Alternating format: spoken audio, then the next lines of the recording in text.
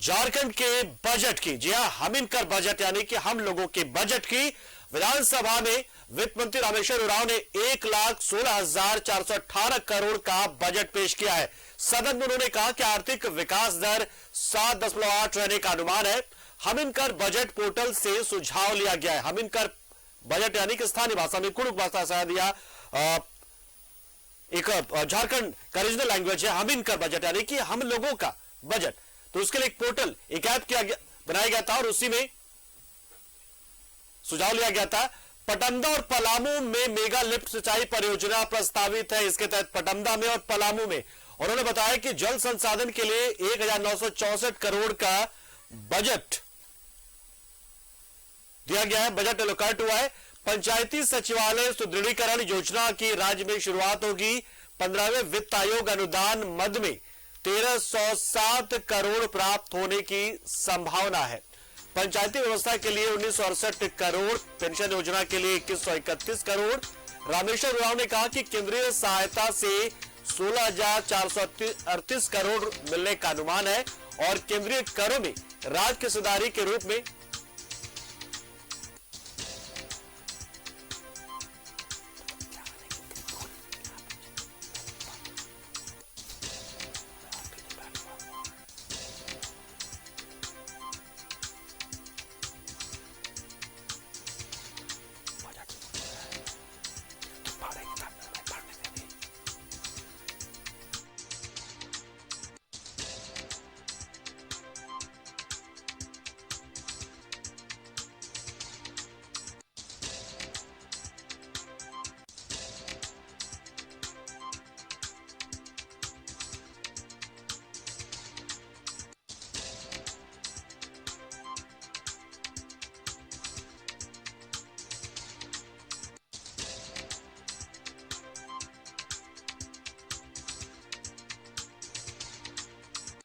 शुरुआत हो रही है और ये तमाम चीजें होंगी।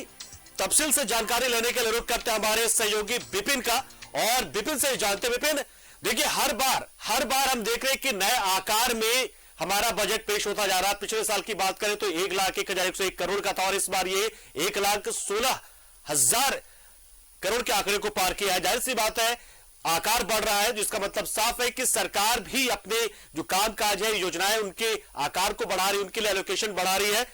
खास बात क्या इस बजट से जुड़ी आपको नजर आई? जी देखिए, 1,01,000 करोड़ का पिछला बजट था झारखंड की सरकार का, जिसका अभी तक राज्य की सरकार ने 69% राशि खर्च कर लिया है। जो नया आगामी वित्तीय वर्ष शुरू होने वाला है 2023-24 के लिए 1,16,000 करोड़, यानी कि पिछले साल की जो बजट राशि थी उसमें लगभग 10% के आसपास का इजाफा इस बार राज्य की सरकार ने किया। और जो सबसे ज्यादा फोकस करने वाली बात इस बजट में होगा कि सरकार ने जो राजस्व व्यय में 84,676 करोड़ रुपए का प्रावधान किया है, वही पूंजीगत व्यय जिसको कि लगातार बढ़ाकर इस बार 31,742 करोड़ किया गया है। तो एक उम्मीद जागी है कि नई रोजगार से लेकर नए जो उम्मीदों की किरण सरकार ने दिखाई है, उसके तहत सरकार इस बजट के जरिए काम करेगी। जिस तरीके से इस बजट से जिसमें पूरा जो जिक्र किया गया कि सामान्य प्रक्षेत्र में 33,378 करोड़ 45 लाख का प्रावधान किया गया है, सामाजिक प्रक्षेत्र में 43,000 करोड़, आर्थिक प्रक्षेत्र में 39,000 करोड़ का प्रावधान। और सबसे बड़ी बात कि राज्य को अपने कर राजस्व से 30,860 करोड़ रुपया आगामी वित्तीय वर्ष में प्राप्त होने का अनुमान लगाया गया है। गैर कर राजस्व के तौर पर 17,259 करोड़ 44 लाख का अनुमान है। इसके साथ ही साथ केंद्रीय सहायता से लगभग 16,438 करोड़ रुपए आगामी वित्तीय वर्ष में झारखंड की सरकार को मिलने का अनुमान है। वहीं जो केंद्रीय करों में झारखंड की हिस्सेदारी है उसमें 33,779 करोड़, लोक ऋण के तहत 18,000 करोड़ एवं उधार एवं एडवांस पे सरकार को 80 करोड़ 85 लाख का अनुमान है। और जो सबसे बड़ी बात है कि राजकोषीय घाटा 11,674 करोड़ का अनुमान लगाया गया है। कई नई योजनाओं की शुरुआत की गई है। जिस तरीके से बात की जाए तो नेतरहाट के तर्ज पर 3 जगह पर विद्यालय सरकार खोलने वाली है। बोकारो, रांची में नई मेडिकल कॉलेज का प्रस्ताव किया गया है। ठीक इसी तरीके से पंचायती राज व्यवस्था हो या स्वास्थ्य विभाग हो, हर विभाग के बजट के आकार में सरकार ने बढ़ोतरी की है और लगातार इस बजट के माध्यम से सरकार ये फोकस करना चाह रही है कि जो आने वाले समय का झारखंड होगा उसको लेकर झारखंड की इस बजट में प्रावधान किया गया है। जो ओल्ड पेंशन स्कीम झारखंड की सरकार ने शुरू की है उसके लिए 700 करोड़ रुपए की राशि का प्रावधान किया गया है, जिसके तहत राज्य के कर्मचारियों को पेंशन झारखंड की सरकार देगी। जो ओल्ड पेंशन स्कीम बंद हो चुका था उसे फिर से सरकार ने चालू किया है। इसके अलावा शिक्षा के क्षेत्र में भी व्यापक तैयारियां इस बार सरकार ने की है। कई नई योजनाओं का शुरुआत किया गया है। कृषि के सेक्टर में बजट को बढ़ाया गया है। श्रम विभाग का बजट बढ़ा है। ग्रामीण विकास, पंचायती राज, ग्रामीण कार्य विभाग, स्वास्थ्य विभाग, सूचना जनसंपर्क विभाग की बात करें, गृह कार्य एवं आपदा प्रबंधन का बजट लगभग 10,000 करोड़ किया गया है। तो दूरगामी जो असर है इस बजट का हम साफ तौर पर देख पाएंगे। फिलहाल वित्त मंत्री प्रेस कॉन्फ्रेंस के जरिए बजट की बारीकियों को रख रहे हैं। जब सदन में बजट ले हुआ तो उस दौरान विपक्ष की जो प्रमुख दल है बीजेपी, उसने सदन का वॉकआउट भी किया। इस बीच टोका टोकी भी हुई और लगभग 1 घंटे तक वित्त मंत्री ने अपना बजट भाषण पड़ा है। और पंकज, ये 23 साल के झारखंड में डॉक्टर रामेश्वर उरांव राज्य के दूसरे ऐसे वित्त मंत्री बने हैं जिन्होंने लगातार 4 मर्तबा बजट झारखंड का पढ़ा हो। इससे ज्यादा बजट ले करने का जो रिकॉर्ड है वो वित्त मंत्री और मुख्यमंत्री रहते हुए रघुवर दास के पास है। उससे पहले भी वो राज्य के वित्त मंत्री रह चुके हैं। खुद जो सूबे के वर्तमान मुख्यमंत्री हेमंत सोरेन वो भी वित्त मंत्री की भूमिका यहाँ निभा चुके हैं। लेकिन रघुवर दास के बाद डॉक्टर रामेश्वर उरांव ऐसे दूसरे वित्त मंत्री बने हैं जिन्होंने चौथी बार बजट सदन के पटल पर रखा है। झारखंड की सरकार का ये चौथा बजट है और जिस तरीके से बजट की राशि बढ़ाई गई है तो हम उम्मीद कर सकते हैं कि जो प्रावधान बजट में किए गए हैं, जो घोषणाओं को सरकार ने अपने बजट भाषण में रखा है वो तमाम चीजें धरातल पर उतरेगी। और जिस उद्देश्य के साथ इस बजट को सरकार ने लाया है, अभी बजट पर 13 तारीख से सदन में अनुदान की मांगों पर चर्चा होनी है। विभिन्न विभाग बताएंगे कि अपने अपने विभाग में और क्या कुछ सरकार ने किया है। तो कुल मिलाकर कहा जा सकता है कि एक पॉजिटिव बजट हम इसे कह सकते हैं। लगातार बजट कवर करने का अवसर मुझे मिला है तो इस बजट में भी ये उम्मीद जागी है कि जो नए झारखंड की कल्पना सरकार लेकर आगे बढ़ रही है वो साकार हो सकेगा। पंकज, अच्छा विपिन, जाहिर सी बात है कि सरकार बजट जब लेकर आती है तो हर उम्मीद यही रहती है कि हर सेक्टर में कुछ न कुछ मिले और कल्याणकारी योजनाओं में जो मद है वो बढ़ाया जाता है, उसका एलोकेशन बढ़ जाता है। लेकिन अगर आप अपने नजरों से देखें तो किस विभाग में जो नए इनिशिएटिव लेने का इसमें ज्यादा जो है वो जिक्र किया गया है और एलोकेशन जाहिर सी बात है जो बड़ा विभाग होता है ग्रामीण विकास विभाग का सबसे ज्यादा रहता ही है। लेकिन फिर भी अगर हम जो योजनाओं की बात कर ले, जो इनिशिएटिव्स की बात कर ले, तो किस विभाग के लिए कुछ नई चीजें जो आप देखते हैं कि वो जो सामान्य परंपरा जो चली आती है उससे हटकर कुछ अलग देने की कोशिश की गई है? जी देखिए, कृषि सेक्टर पर सरकार का खासा फोकस है। अगर हम बात करें तो जिस तरीके से सरकार ने कृषि के सेक्टर पर फोकस किया है, जिसके तहत गिरिडीह जमशेदपुर में नया डेयरी प्लांट सरकार लगाने जा रही है। राजधानी रांची में मिल्क पाउडर प्लांट एवं मिल्क प्रोडक्ट प्लांट लगाया जाएगा। इसके लिए 180 करोड़ रुपए का प्रोविजन सरकार ने किया है।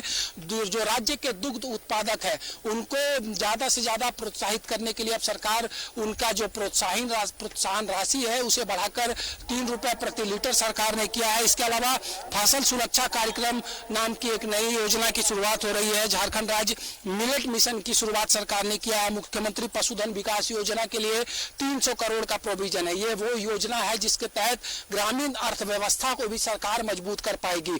लगातार सरकार इस बात पर फोकस कर रही है कि जिस तरीके से हमने मुख्यमंत्री को कई कार्यक्रमों में सुना है कि पहले के जो आम जीवन था उसका वो उदाहरण देते हैं कि पहले कैसे किस तरीके से ग्रामीण सेक्टर में लोग लगातार पशुधन के जरिए अपना रोजी धंधा चलाते थे। तो इस ओर भी सरकार ने फोकस किया है। इसके अलावा 500 मीट्रिक टन क्षमता के 146 गोदाम खोले जाएंगे। इससे भी कृषि के सेक्टर में बढ़ावा मिलेगा।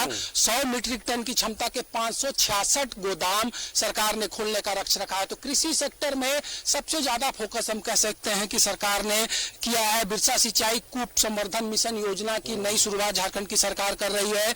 1 लाख किसानों को उनकी भूमि में सरकार जो है वो सिंचाई योजना के लिए नलकूप या कुएं का प्रावधान करेगी। लगभग 1 लाख किसानों को इसके लिए चयनित किया गया है। इसके अलावा अगर पंकज जो बात किया जाए तो पीएम आवास योजना के लिए राज्य के मद से 3,542 करोड़ का प्रोविजन है। ग्रामीण विकास का बजट 8,166 करोड़ का इस बार किया गया है। इसके अलावा अगर बात की जाए तो 15वें वित्त आयोग के अनुदान से झारखंड को 1,307 करोड़ रुपए मिलने की संभावना व्यक्त की गई है। पंचायती व्यवस्था के लिए 1,968 करोड़। और सबसे बड़ी बात की जिस तरीके से झारखंड में सरकार सर्वजन पेंशन योजना चला रही है तो उसके लिए 2,131 करोड़ रुपए की राशि करनांकित की गई है। यानी कि सरकार लगातार पेंशन धारकों को बिल्कुल ये चाहती है और कोई भी व्यक्ति राज्य में पेंशन के अधिकार से न छूटे। ओल्ड पेंशन स्कीम को भी पिछली बार जो है वो वापस से लेकर आई है सरकार, उसके लिए भी कुछ अलग से यहाँ पर चर्चा की गई क्या? अलग से फंड एलोकेट हुआ है क्या? बिल्कुल पंकज, उसके लिए 700 करोड़ का एलोकेशन सरकार ने किया है। ओल्ड पेंशन स्कीम जो सरकार ने चालू की है उसके लिए 700 करोड़ का प्रोविजन है। यानी कि जो उम्मीद के साथ सरकार ने घोषणा करी थी कि हम ओल्ड पेंशन स्कीम फिर से चालू करेंगे, उसके लिए बजट में राशि का भी उपबंध किया गया है। 700 करोड़ के माध्यम से राज्य के पेंशन भोगियों को जिनका पेंशन बंद हो चुका था उसे सरकार अब अपने स्तर पर पेंशन जो है वो देने जा रही है। पंकज, चलिए बहुत शुक्रिया हमारे साथ जुड़े आप विपिन, आपने जानकारी दी किस तरीके से सरकार की पूरी कोशिश ये है कि आने वाले दिनों में झारखंड की जो वृद्धि दर है वो लगातार मजबूत बनी रहे, जो कि हमेशा से ये पिछले 3 सालों से देखा जा रहा है कि देश का जो औसत विकास दर उससे लगातार जो झारखंड का विकास दर वो आगे बढ़ा हुआ है। तो वो विकास दर को बनाए रखने के लिए पूरी कोशिश, और इसलिए हर एक विभाग का जो एलोकेशन है, जो आवंटन है वो बढ़ाया गया है। और साथ ही साथ एक जो है लक्ष्य दिया गया है कि जैसे कि इस बार बताया भी वित्त मंत्री ने कि हम अभी तक फरवरी तक जो है 69-70% के आसपास खर्च कर पाए, जो शायद वित्तीय वर्ष खत्म होते होते तक 75-80 भी जा सकता है। लेकिन यह भी कहा कि हमारी पूरी कोशिश होगी जो बजट एलोकेट हम कर रहे हैं उसको हम खर्च करें, ताकि खर्च होगा तो फिर ग्राउंड पर वो दिखेगा, ग्राउंड पर दिखेगा मतलब साफ है कि आम लोगों को इसका फायदा मिलेगा।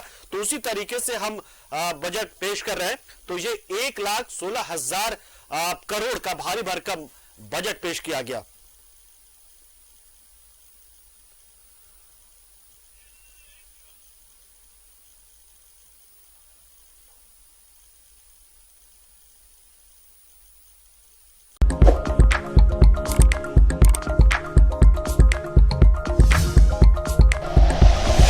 Like and share videos, subscribe करें हमारा चैनल और प्रेस करें बेल आइकॉन। न्यूज़ 11 भारत, सच है तो दिखेगा।